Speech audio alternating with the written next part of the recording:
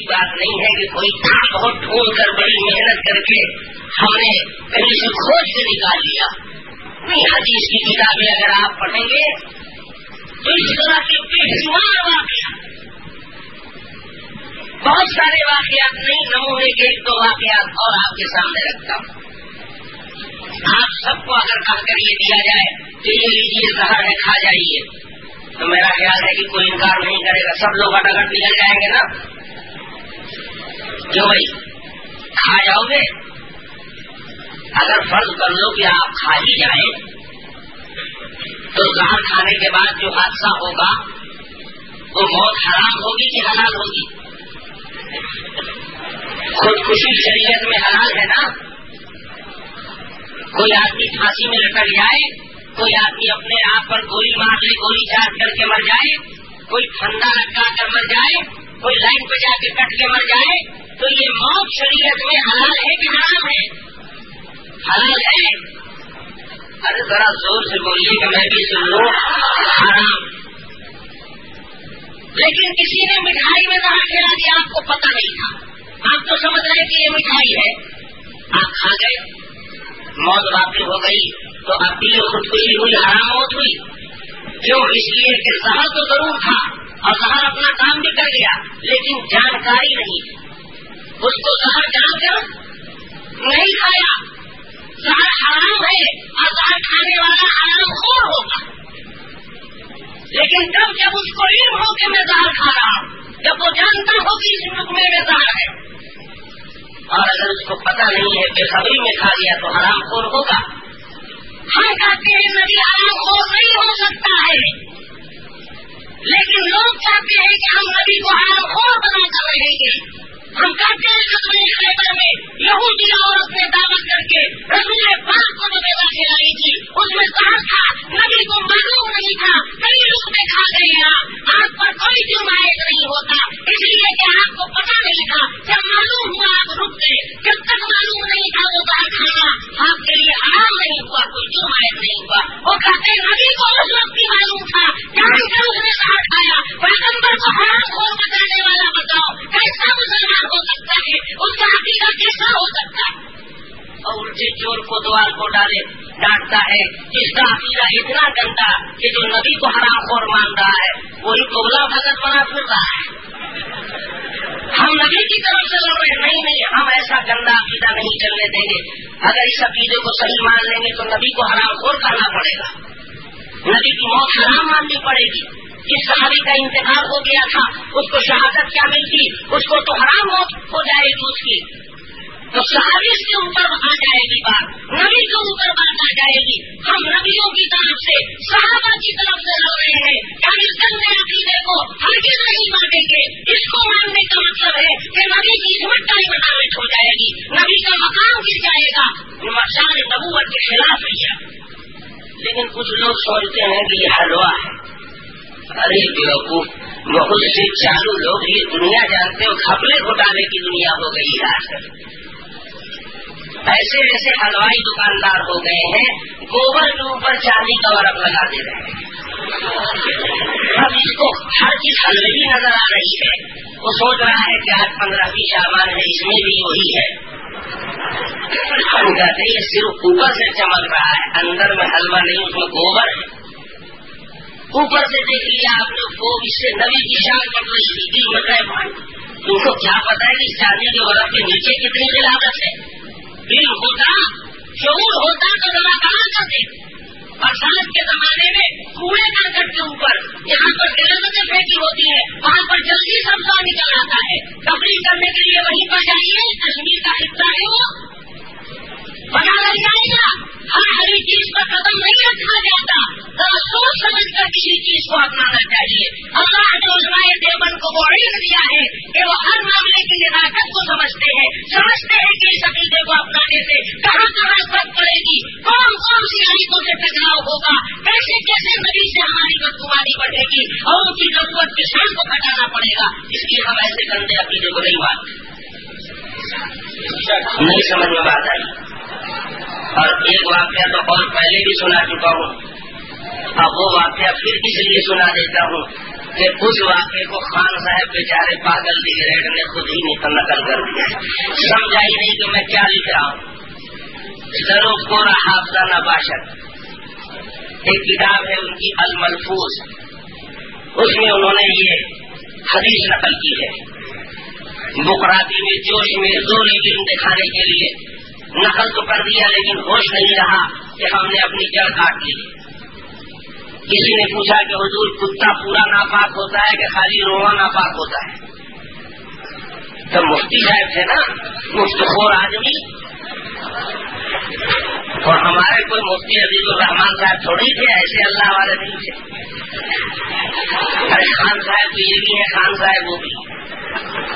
ہمارے علامہ نور محمد خان صاحب تانوی رحمۃ اللہ علیہ، اللہ ان کی قبر کو بھر دے، وہ مزاحیہ انداز میں فرماتے تھے کہ دیکھو کوئی آدمی ہمارے خان صاحب بریلوی کو اگر کچھ بولتا ہے تو میرے بدن میں آگ لگ جاتی ہے، اس لیے کہ وہ خان صاحب، میں بھی خان صاحب، ساری برادری میں سینئر خان، ساری کتابوں میں افضل قرآن.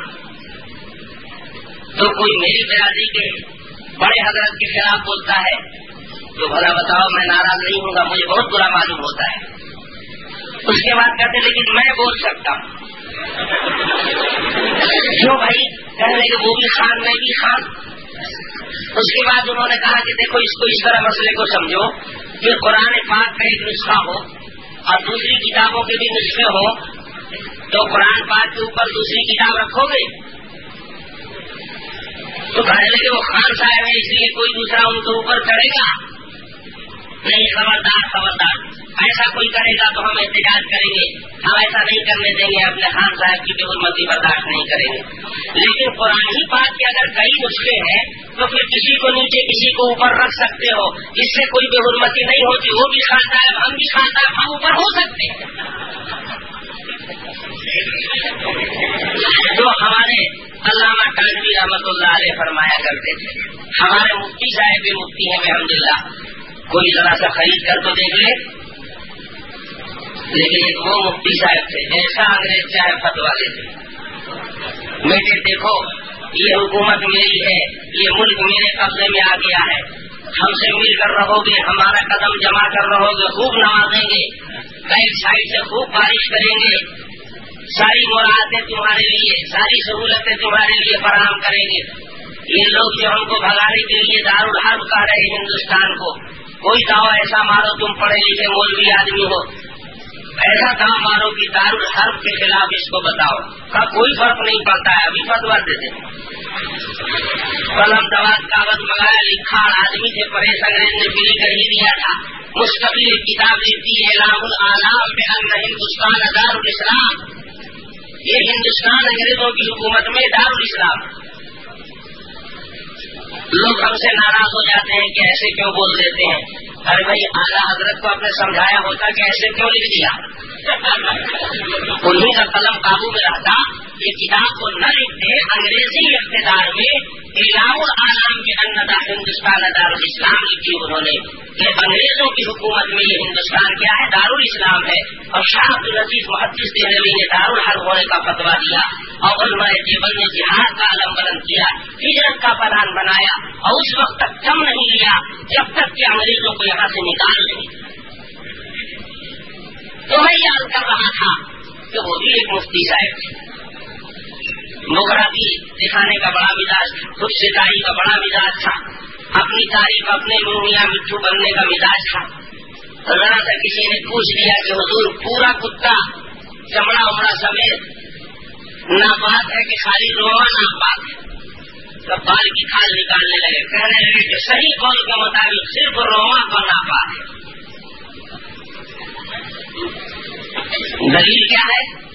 کہنے لگے دلیل یہ ہے صحیح حدیث میں آتا ہے. اب دلیل دیکھیے، وہی حقل کر رہے ہیں، ہم کو ضرورت ہی نہیں ہے دینے کی.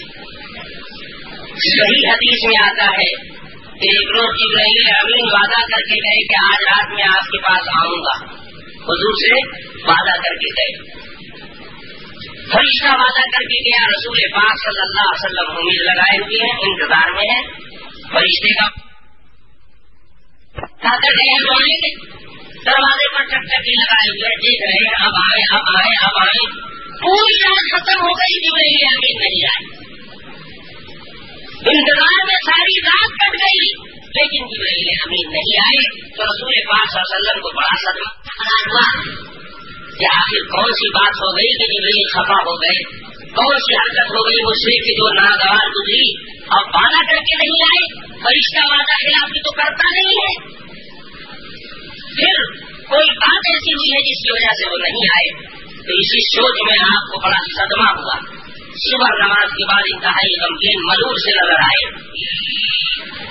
तो बीवियों में से जिनकी बारी थी, जिनके गुजरे में आपने रात गुजारी थी, उन्होंने जब आपको उदास देखा तो पूछा कि या रसूल अल्लाह, घर में तो कोई हादसा हुआ नहीं है, कोई गम की बात तो घर में नहीं हुई, लगता है कि आपको अंदर से कोई फिक्र लायक है, आखिर आप इस कदर उदास, इतना गमगीन क्यों, चेहरे पर इतनी उदासी, इतने गम के आसार क्यों।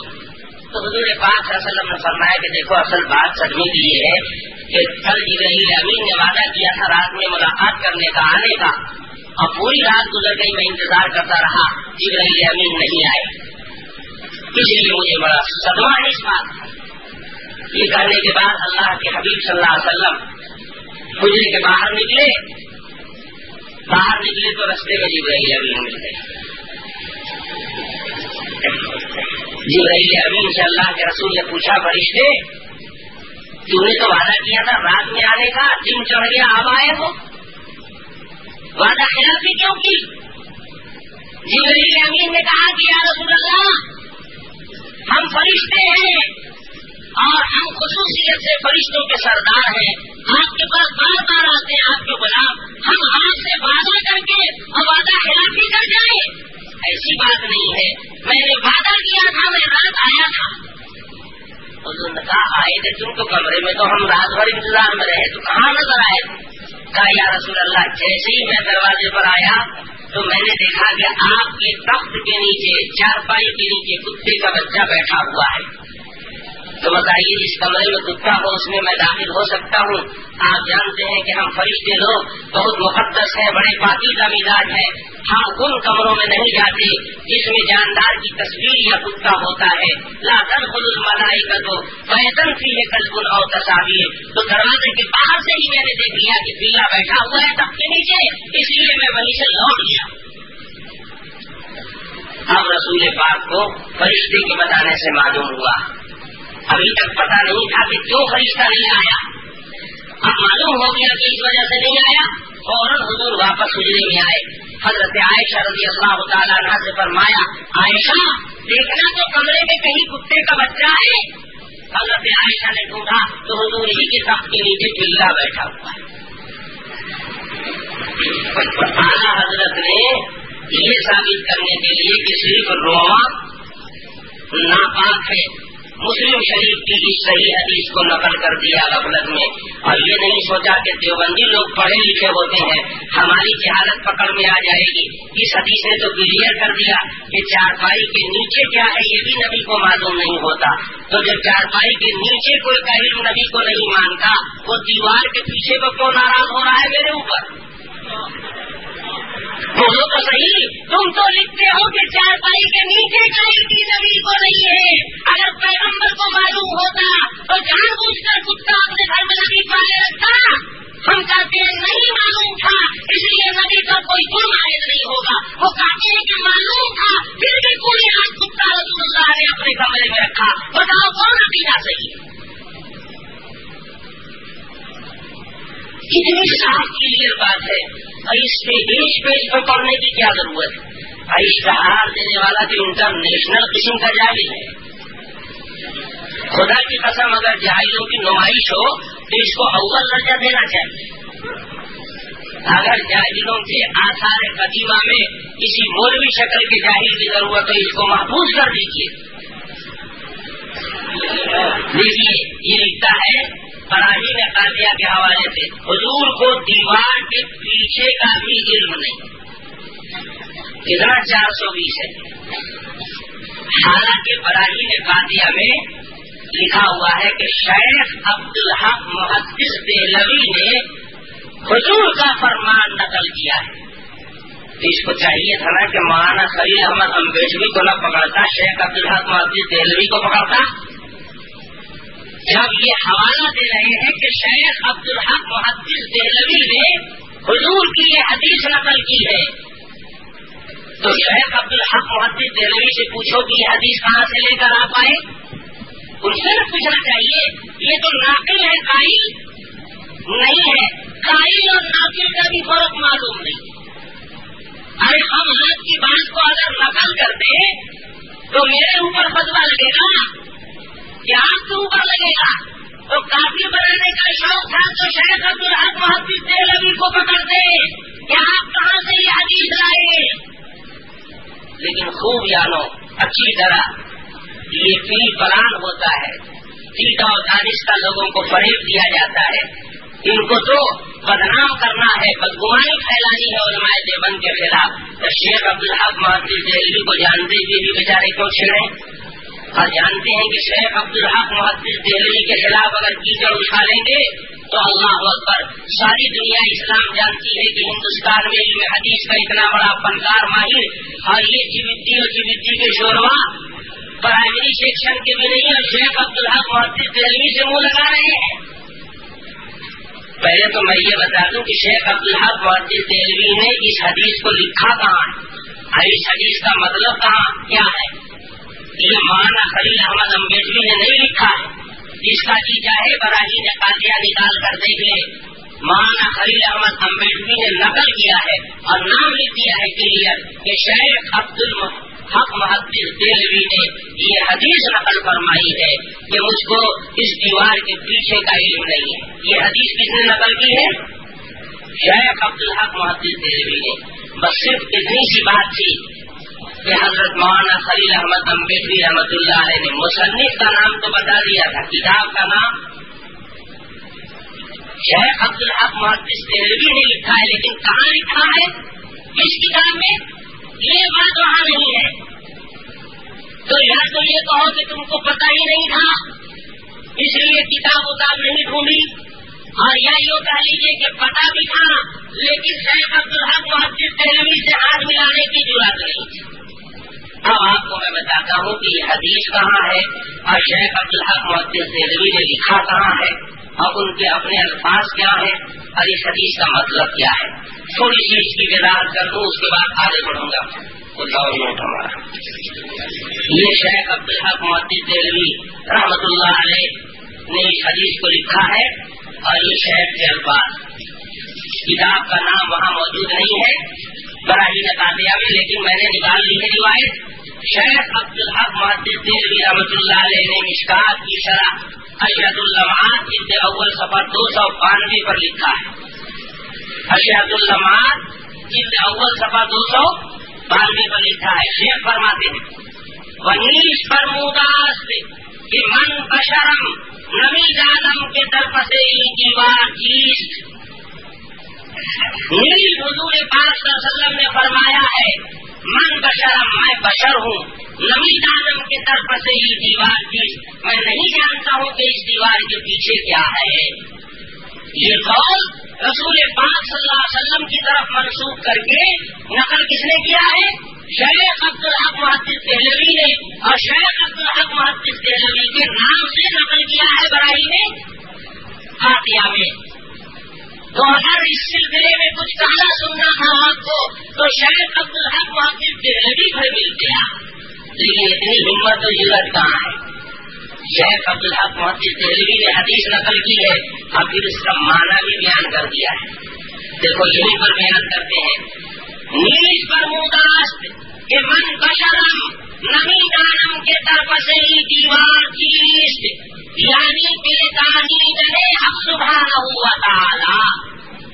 حدیث کا مطلب یہ ہے کہ اللہ کے بتائے بغیر میں نہیں جانتا کہ اس دیوار کے پیچھے، اور جب اللہ بتا دے تو دیوار کے پیچھے کیا ہے، 1000 میل کے بعد کیا ہے بتا دوں.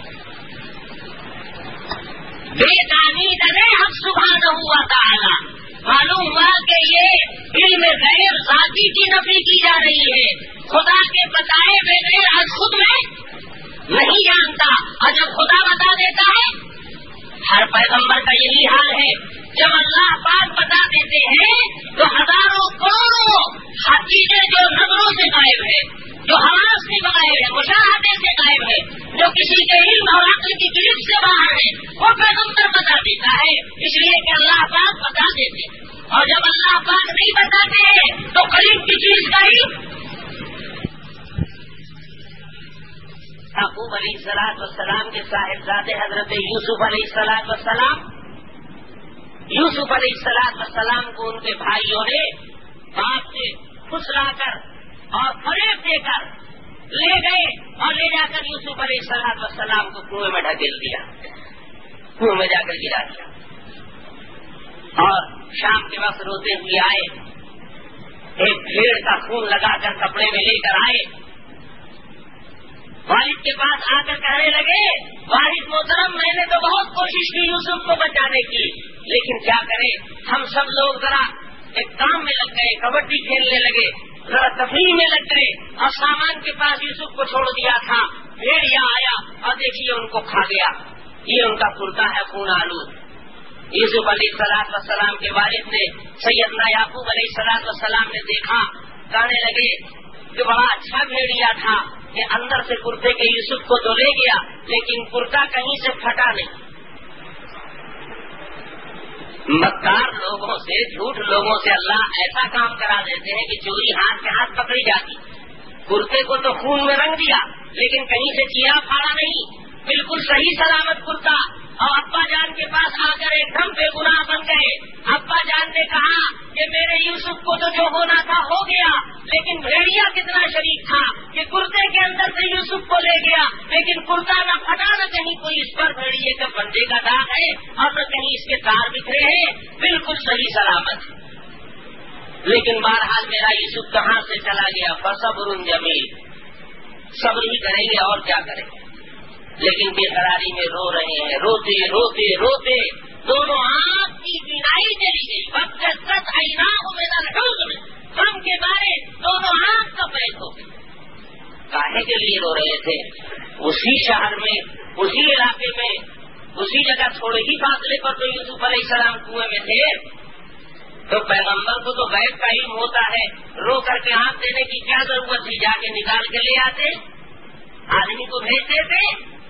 अल्लाह ने नहीं चाहा तो किनान शहर के बाजू में यूसुफ अलैहिस्सलाम कुएं में मौजूद है और हजरत याकूब को नहीं मालूम हुआ, इसीलिए रोते रहे, इसीलिए भी नहीं चली गई। अगर मालूम होता तो आंख अपनी न जाया करते, इतना सदमा और गम न उठाते, यूसुफ को जाकर निकाल लेते, आदमी भेज कर बुलवा लेते, लेकिन नहीं बात।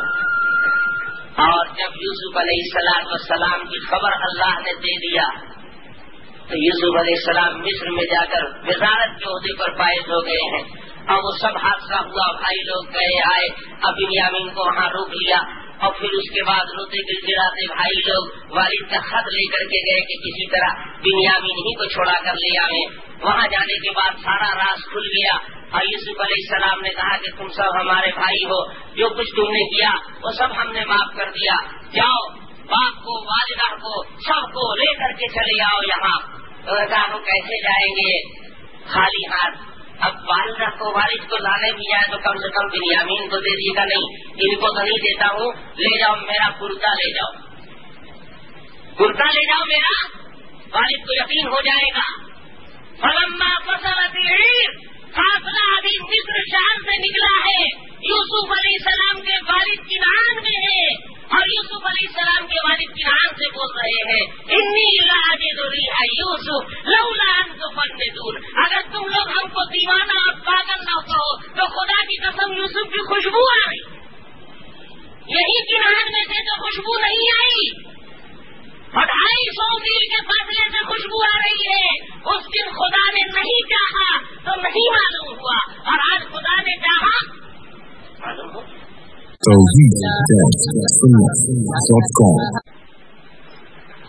होता है, गुलिस्ता भर भी पढ़ा होता तो शेख सादी रहमतुल्लाह अलैह ने वाकया लिख दिया है कि किसी ने पीर कनान से पूछा, पीर कनान यानी याकूब अलैहिस्सलाम से पूछा कि ऐ पीर कनान, ऐ याकूब अलैहिस्सलाम, आपको मिस्र से खुशबू तो मिल गई, अब جب یوسف اسی شہر کے کنویں میں تھے تو اس وقت کچھ خوشبو نہیں ملی, کچھ پتہ نہیں چلا.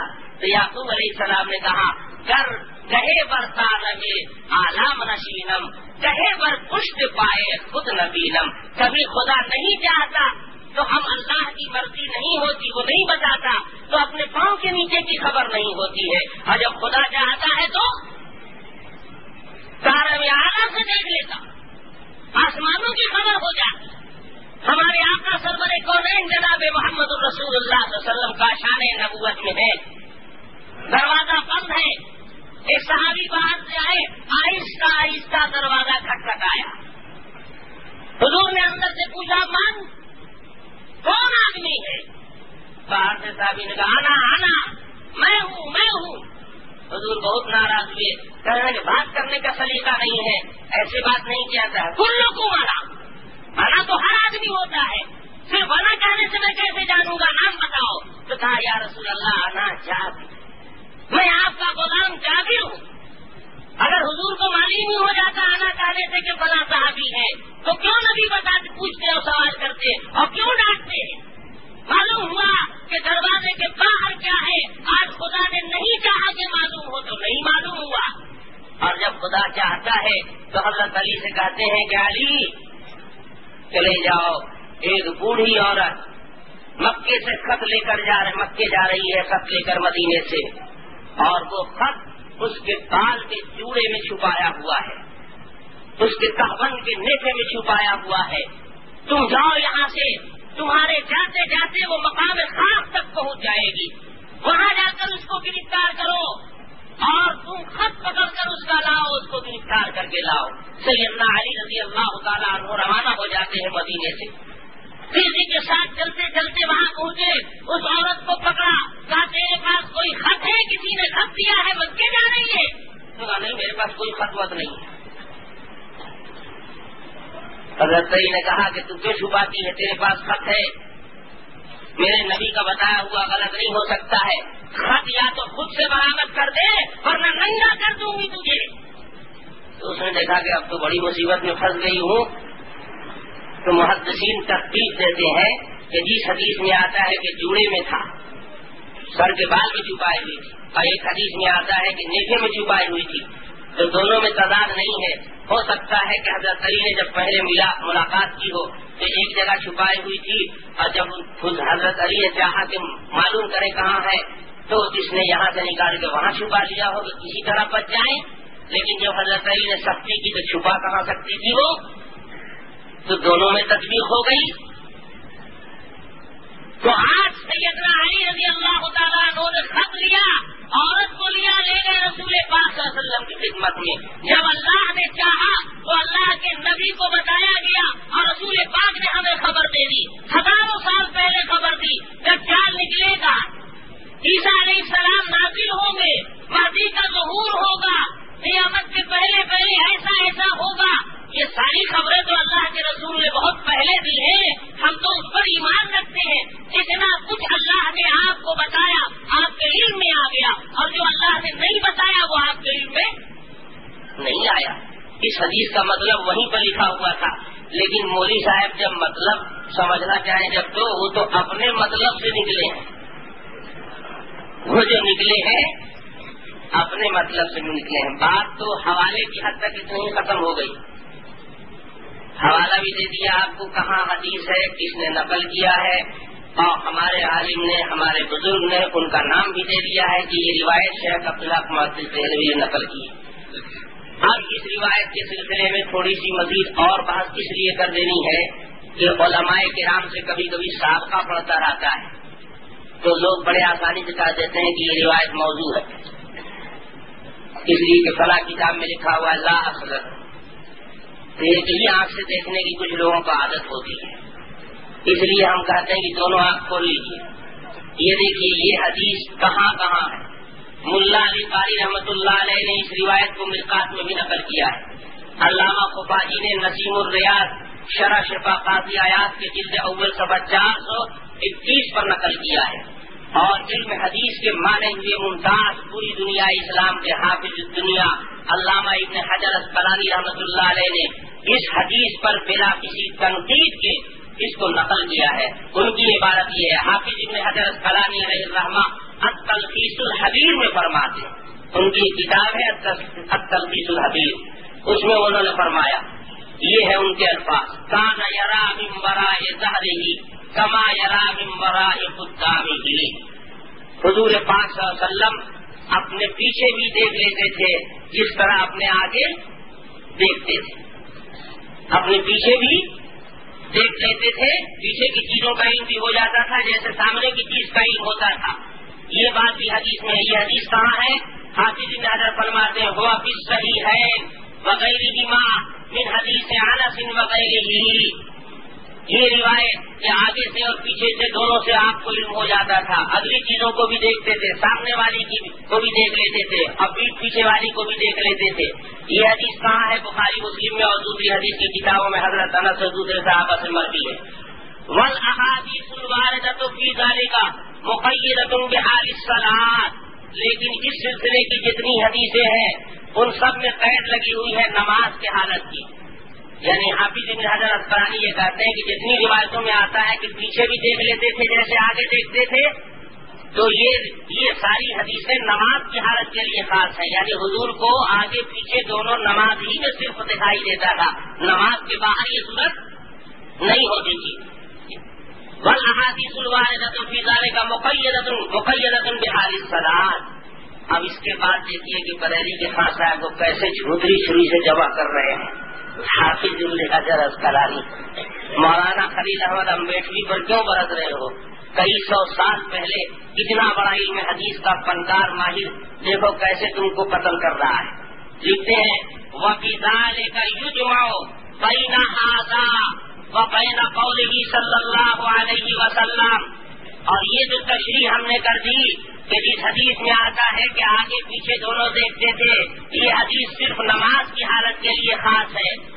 تو یہ ہم نے جب تشریح کر دی تو اب جمع کر لیا جائے گا اس حدیث کو بھی اور حضور کے قول اس حدیث کو بھی. کون حضور کا قول؟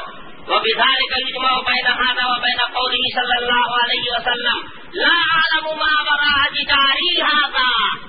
حضور کا جو یہ قول ہے لا اعلم ما وراء جداری ھذا, میرے اس دیوار کے پیچھے کیا ہے مجھے پتا نہیں. تو اس حدیث کا اس حدیث سے ٹکراؤ نہیں ہے جس میں حضور فرماتے ہیں میں آگے کی بھی جان لیتا ہوں پیچھے کی بھی جان لیتا ہوں. کیوں ٹکراؤ نہیں ہے؟ کہ نماز کی حالت میں آگے پیچھے بھی جان لیتے ہیں اور نماز کے باہر کے سلسلے میں وہ حدیث ہے, تو دونوں حدیث میں انتباہ ہو گیا. دیکھو حافظ ابن حجر اسقلانی نے اس حدیث کو نقل کیا اور اس پر کوئی تنقید نہیں کی اور رسول اللہ کی طرف منسوخ کر کے نقل کیا. پتہ یہ چلا کہ علم حدیث کے جو فنکار علماء ہیں وہ جانتے ہیں کہ اس کا انتساب رسول پاک صلی اللہ علیہ وسلم کی طرف صحیح ہے. تو بتاؤ مولانا امبیڈکری پہلے ہے یا علامہ قبادی پہلے ہے, ملا علی قاری پہلے ہے, شیخ عبدالحق محدث دہلوی پہلے ہے, حافظ ابن حجر اسقلانی پہلے ہے. اگر کافر کہنے کا شوق تھا تو ایک طرف سے وہاں سے شروع کرتے. یہ سب کے سب کہتے ہیں کہ یہ اللہ کے رسول کا فرمان ہے. تو جب نبی کا فرمان ہے تو نبی پر بھی فتوا لگاؤ کہ تم کیوں بول رہے ہو میرے عقیدے کے خلاف. ارے تم نے عقیدہ غلط بنایا تو نبی سے پوچھا کیوں نہیں تھا؟ وہ تو ہوگا ہی حدیث کے خلاف. اتنی بات سمجھے آپ, اتنی بات آپ سمجھ گئے الحمدللہ. تو اب یہ مسئلہ تو بالکل بے غبار ہو گیا. لیکن بہت کچھ ہمارے اس ملک میں رواج بھی تو ہے.